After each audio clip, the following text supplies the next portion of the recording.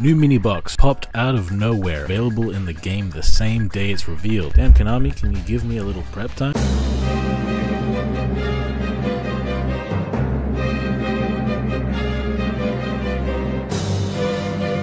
This new mini box gives support for the Sacred Beasts, Unchained, Fluffles, Buster Blader, and Ancient Gears. And if you don't have the old cards for these deck types, you can pick them up from the limited time pickup box Progressive Fusion. It's only a 30-pack box, so getting 3 of everything you need will only require 90 packs. That only translates to 4,500 gems. That's a really damn good deal if you're interested in any of these deck types. Plus, the box gives Archfiend Eccentric and Darkhold too, but it's only available for a limited time, but they are saying that they might reappear in the future. Since we don't know when that might be, it's best to just go into this box now and hit the mini box later if you need these reprints for decks from this mini box. The Sacred Beasts, also known as the Egyptian fraud cards, got support and a skill a few years ago that made them a pretty solid rogue deck, because they could get these huge bodies on board protected by targeting and destruction effects because of their field spell, and drawing 2 extra cards every turn because of the field spell too. Now though, we get an even better skill that lets us have really good consistency, and if the opponent has a card on field or engraved, and we get to really easily play one of our Sacred Beasts to the field. It's actually pretty busted, to be honest, and more than that, we also got some cards to make our play stronger. We got a retrain of Raviel. He's got the same summoning conditions as the Raviel we already have, but the main thing about him is that he can discard himself from hand as a quickie to make original Raviel 8k attack, which is pretty much guaranteed to not only win any battle, but straight up win the game with that amount of damage. But it also lets Raviel attack every monster the opponent controls once each, meaning if they somehow survive the first attack, they won't get much time to celebrate. We also got the opening of the Spirit Gates, which does a hell of a lot. First of all, it searches one of our Sacred Beasts or any monster that mentions them. Really nice consistency. Second of all, you can discard a card to revive a Fiend monster with 0 attack and defense, which our support monsters that help us summon our Sacred Beasts happen to be. Finally, we've got Cerulean Skyfire, which lets you change a Hamon you control to defense mode to negate a spell or trap. So this could help you protect your back row from things like MST. Protecting your field spell is nice because the field spell protects your Sacred Beasts, and if they're protecting each other, then that's really solid protection on board. And Hamon in defense mode says the opponent can't attack anything except for him. The setup of getting Hamon on board with a back row negate as well as the field spell for protection is really solid turn 1 defense, and having a Raviel on board with 8k attack, untargetable and indestructible is a really damn strong OTK play, and all of this is going to require a pretty small amount of deck space since the skill is going to make us hyper consistent. So we can play a whole bunch of hand traps or other types of staples if we like, making this deck super versatile. I think that at the very least it will be rogue, and it's going to be pretty cheap too with a new pickup box. Unchained has finally arrived, and we got all the cards in the archetype except for the new support that the TCG got. That stuff might have been too good for us, and more importantly too generic, but the Unchained stuff is pretty good. They all float in some way or another when destroyed, and they all have ways to help you destroy them. The main aim is to use this floating to be able to survive and gradually break the opponent's resources down enough to win the game. They have a link too that can quick effect use an opponent's special summon monster and itself to link summon a Dark Link monster. Off bat, you can use this and their monster to go into Nightmare Unicorn to get rid of another one of their cards. It's a strong ass interruption. They also got a link 3 with the same effect, but it's not a quickie, so you could follow up with this to go into your link 4. We got a level 8 with the same effect as the link 3 as well, which could be a nice and easy way going second to go into our link 2. We could have just level 8 and one opponent's monster to go into the link 2, and on the opponent's turn, the link 2 could use another of their monsters to go into the link 3, and then on your turn, the link 3 can use another of their monsters to go into the link 4. A whole ass link 4 made almost entirely using the opponent's monsters. The link 4 says that if any card on the field is destroyed by card effect, you can destroy another card on the field. If they destroy your card, if you destroy your card, if they destroy their own card, or if you destroy their own card, another card is getting popped, and that's just how it is. If another monster is destroyed by card effect, he can also destroy another card on the field, and during the end phase, just for no reason, he can destroy a card on the field. Shit's getting destroyed, bro. The cool thing too is that with the link 2, if the opponent summons a link 2, then you could use both to go into this on the opponent's turn, and they get the chain of destruction pop. We got more interruptions than that though.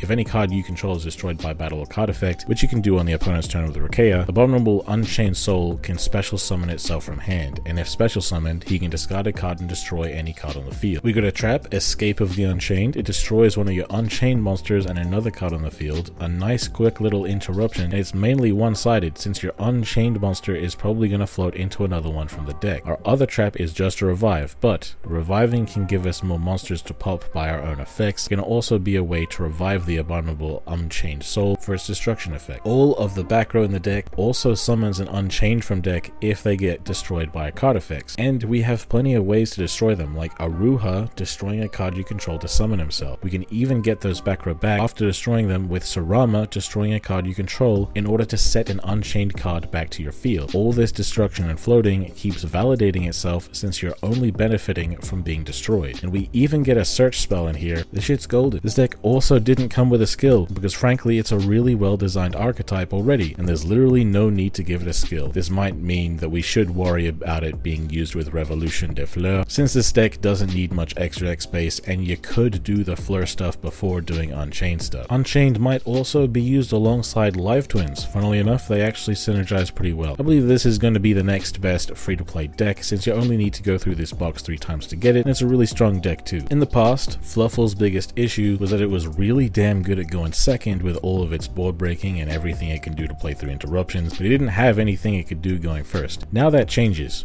because we got Edge Imp Scythe, which has a hand trap fusion effect, using itself and other monsters in your hand or on field as material. This means that if you go first, you could search this with your cards or with a new skill and use it on the opponent's turn to summon a fusion that pops cards on summon, interrupting the opponent's plays and breaking their board in the process. Because it is a hand trap though, it's still really good going second, because before you've even had your first turn, you could interrupt them by fusion summoning on their turn, using the fusions to pop their plays. Scythe also has a Neo's fusion effect engraved, protecting your fusions from destruction by banishing itself. We got some new fusions though to give us some more support here. We got a fusion that needs 3 materials called Nightmare that can banish a Frightfur from the extra deck to negate any effect that targets herself. Some pretty solid protection, not the best, but it's still an option. We also got Cruel Whale, which on summon will destroy a card on both player sides of the field. Then of course your Scythe can protect it. For going second, we also got Kraken, which is non-destructive removal, something this deck definitely needs, and it can attack twice, but it can't attack directly if it uses its removal effect. We also got the Fluffles Penguin and Dolphin, which both help our consistency and grind game. We also got one of the coolest consistency cards you could ask for, Frightfur Patchwork, which searches for an Edge Imp and a Polymerization. Searching 2 cards with 1 card is super powerful, and this spell has been limited to 3 because it may really be abused generic. I think that this deck is definitely a lot better equipped for going first, and it has a lot better going second options, and its consistency is way better than it's ever been. However, I'm not sure if this will be good enough to make it meta, because its going first option has pretty much the same strength as Megalith, if not weaker, which was outdated years ago, so we'd be praying for a coin flip or a Kiteroid. I'm about to bust a Blader out to the field. We got new support in the form of a skill and a new Link monster. The Link 2 Protector Whelp of the Destruction Swordsman on summon will send a Destruction Sword card from deck to grave, and if you have a Buster Blader monster in hand, you can special summon it too. The main thing about this that's awesome is we finally have a way to get consistent access to our Destruction Sword grave effect, so we can set up our Buster Blader Dragon Lock much more easily. One big weakness of the Buster Blader fusion is that it can't attack directly, but the Protector Whelp at the end of the battle phase will burn the opponent for half of that Buster Blader's attack if he didn't attack, and he can get to pretty absurd attack values too, so that might actually be enough to go for game just in 1 activation. We also got a skill to help us get more consistent access to fusion plays, mainly summoning the other Buster Blader fusion, Dark Paladin, though the way the skill is worded makes it look like we can't summon the Buster Dragon, which is really important for the Buster Blader game plan, so we will have to see whether or not the skill is either mistranslated and worth using, or translated properly and won't let us get our Buster Blader plays going. I think Buster Blader, one way or another, is going to be much better, but I don't know if it's going to be competitive just yet. And in cases like that, it's best to wait a couple of weeks to see how the community cooks with it, to see if it's worth investing in. Okay, so I said Ancient Gears got support.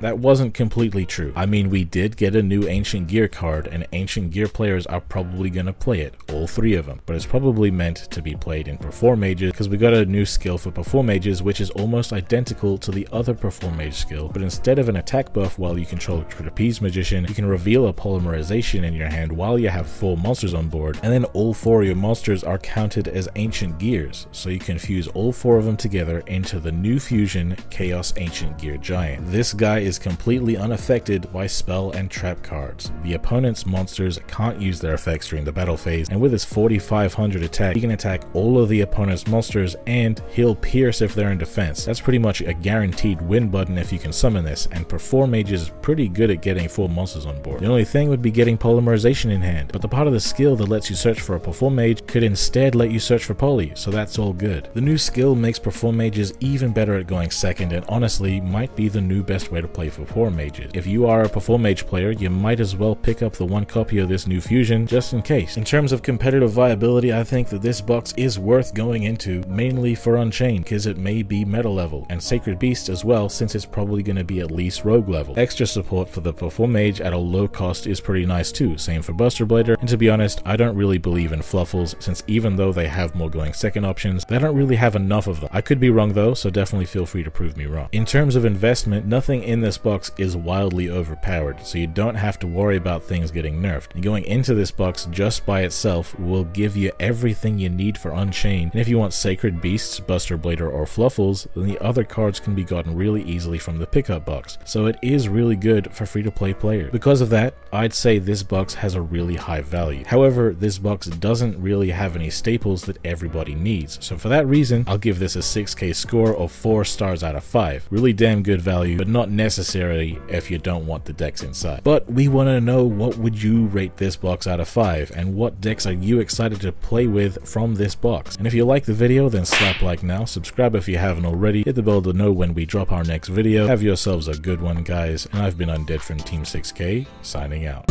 Hey, why they gotta hate on me? I done got me 250,000 views and they still saying they low key. They ain't wanna come work with the kid, but I'm flexing with Zay on beats. How they ask for a spot at the gym, but they leave all the weight on me. I don't ask them to wait on me. They would ask where they gon' be with a song if they wanted the weatherman. I ain't asking to pay no fees. She was homeless and needed a spot. I ain't ask her to pay no lease. I ain't ask her to say no please. I ain't ask her to make no cheese. Scream fake, but it ain't on me. Got clean so it ain't no streets. Why green if it ain't no keeps? Brought cream so it ain't no beef. My team say it ain't no chief. My demon, they hang on me. They seemingly ain't no peace. I seen him, he ain't no beast. For